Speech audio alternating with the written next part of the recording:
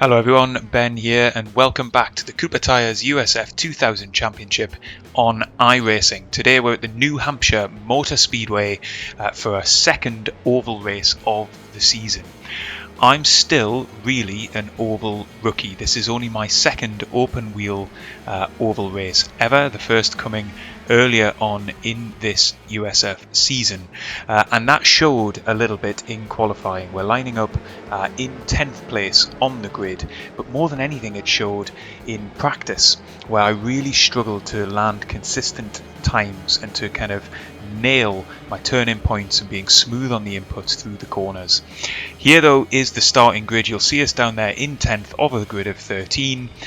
Really competitive field, although the strength of field is only 1300. There's some very quick drivers towards the front of this race, and you can immediately tell that they're seasoned oval racers. But without further ado, let's get to the grid as the safety car pulls into the pit lane and see how we can get on. So the lights have gone green and we are underway. We're on the outside line heading into the first banked section.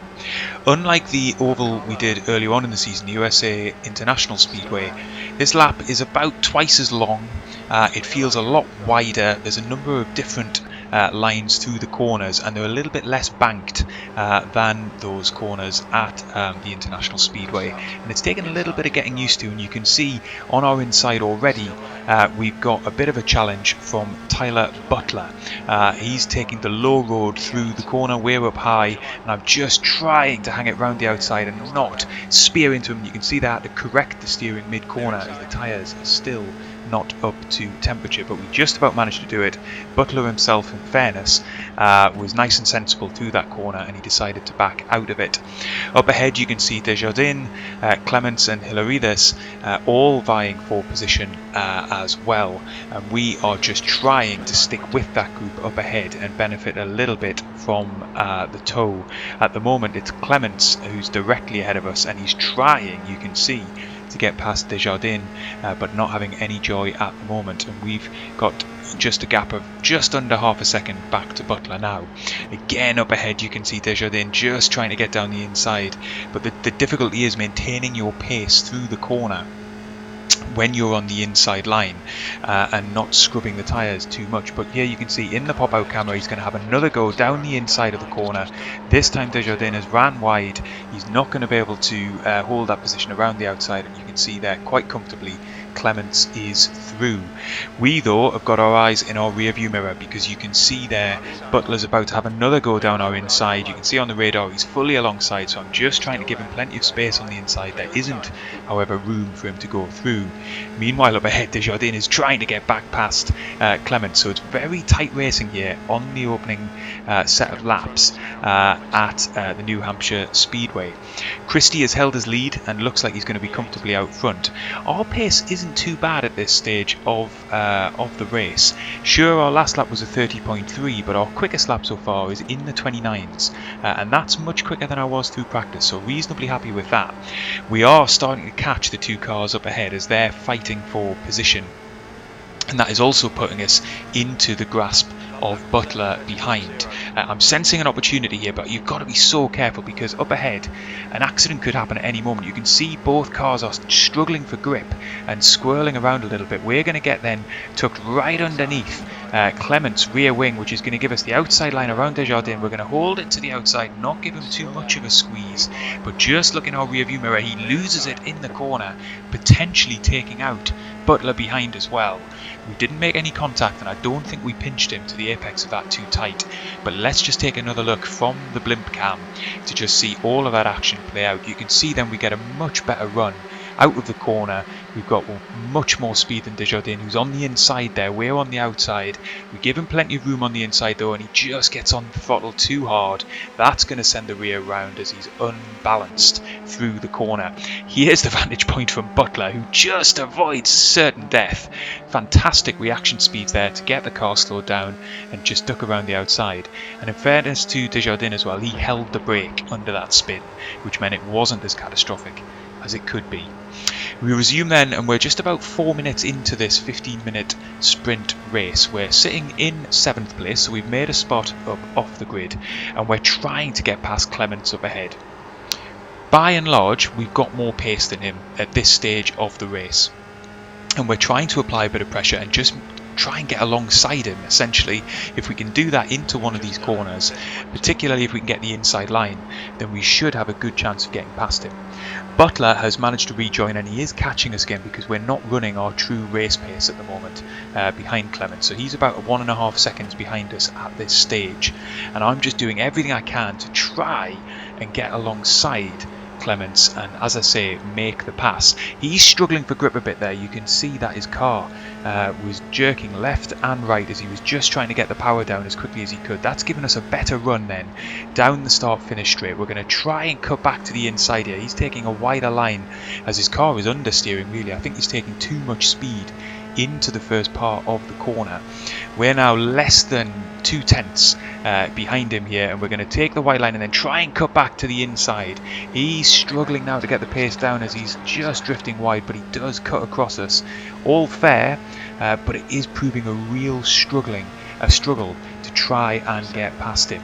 Again, we're going to try and just run a little bit deeper in the corner and then try and switch back, but you can see he's drifting onto the inside line, and that just means we can't keep the power down. We have to feather the throttle, and we're unable to get past him.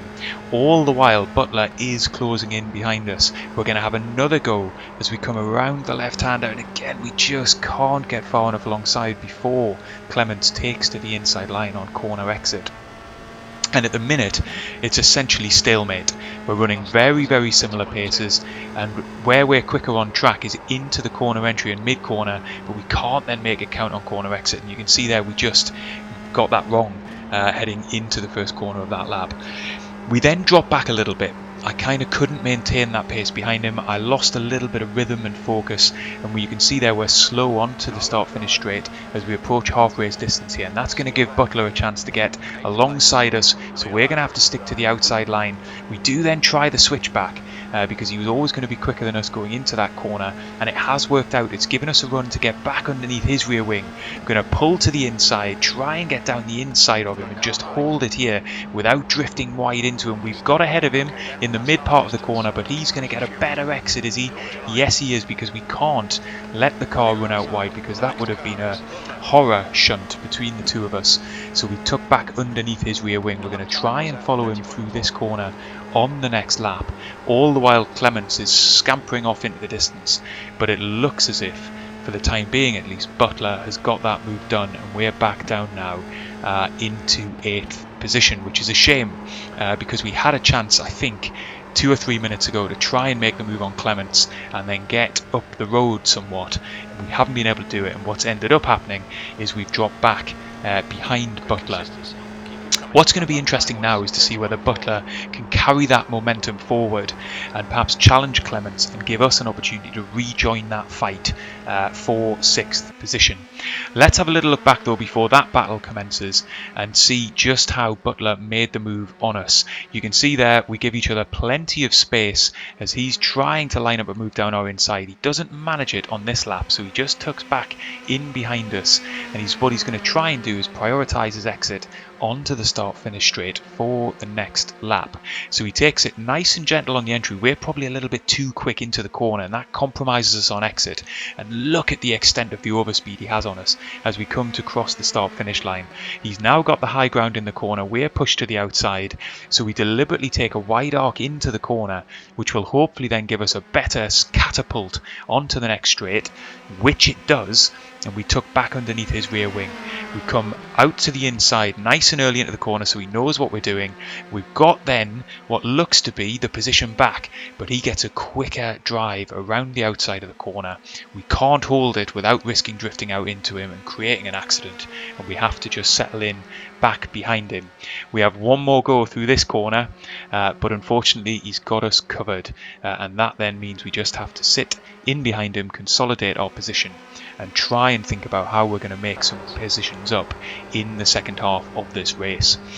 We cut forward then just another few laps, and you can see then in the pop-out camera that Butler is about to make his move on Clements. He's just trying to get down the inside of him. Clements has ran wide into the corner, but then quite unbelievably Butler starts to lose it on corner exit. He's just been too ambitious on the throttle, and that sends him off as he exits the corner, and that is going to cost him a huge amount of time. It also means that he didn't really slow Clements up ahead of us, so he's still got a 2-second gap back to us, but it does mean at least that we've gone up back into 7th position. Butler will be really gutted about that because it looked as if he had the pace. But then on the very next lap we've got the pop-out camera again for Clements, and he makes exactly the same mistake. Unbelievable.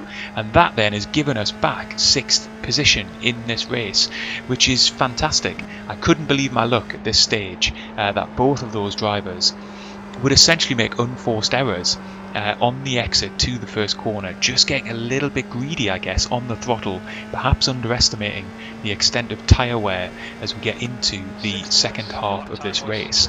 So we're now running in 6th place, which would be a great finish for us, given the circumstances around the race, the fact that we're still a relative rookie when it comes to open wheel oval racing, and that we qualify down in 10th place. So at this stage of the race, I'm really just thinking about how we can keep it calm and collected. But up ahead there is a challenge for position as Hilarides is trying to get down the inside of Olmo for 3rd place, and they make contact. So look at that, Olmo, who was running in 4th, has surely picked up some damage from that because he was going around as it looked on the camera there. So we are going to come round then into the second half of this race, and you can see just up ahead there, if you look to the left hand side, Olmo is running slow and it looks as if he might have to take to the pit lane. Keep an eye out on the left hand side of the screen here, you might just see him ducking in. Yes, there he is. So we're going to go up then into 5th place in this race. Wow, I did not expect that when we started back in 10th, and really struggling for consistency and for pace in practice and qualifying. But actually so far, although we dropped back a little bit in the mid part of the race, our pace has been pretty good and it's been pretty consistent. We've been running essentially at a similar pace to everybody except the top 2 and 3. We come round then to the final 2 minutes of this race, and what we've got here is some back markers coming out of the pit lane, having had some accidents or some off-track moments, and right up ahead there is Clements. So he's dropped now down at least a lap or 2 behind. He's come out of the pits on cold tyres, and then what happens next is a huge snap of oversteer, and he's gone into the wall and he's collected us. And I just couldn't believe it. There was just nothing I could do in the time that I had to react to that. And our race has been destroyed with less than 120 seconds to go, as Clements was just on cold tyres coming out of the pits, speared across the track. Another car there just trying to take avoiding action. Here's the view from his on board then as he tries to correct the slide, and he goes piling into the wall, and there is us arriving at the scene of the accident. You can see here just how little time we had to react, and bang, that is our race over. Finally, let's just take a look at what it looked like from the car behind us as he just about manages to avoid the accident, but it causes him to spin as he loses the car on the exit of the corner. And what looked like it was going to be a fantastic finish for us in 5th place, in the end the race ends with us in the barrier. We came home classified in 10th place, but there wasn't enough time to get going again. So this is the first week then that we don't make progress up the championship. We hold 35th place overall on 339 points. There's just 2 more rounds of the championship to go, and then we'll see where we land in the final standings. A really heartbreaking end to that race. It was a tense one throughout. You know that when you race on ovals that the slightest mistake from either you or somebody else can see a race end super quick, and that I guess was just another one of those examples. Unfortunate, but there you go. I hope you've enjoyed the race. If you have, leave a like, subscribe to the channel, and I will see you next time.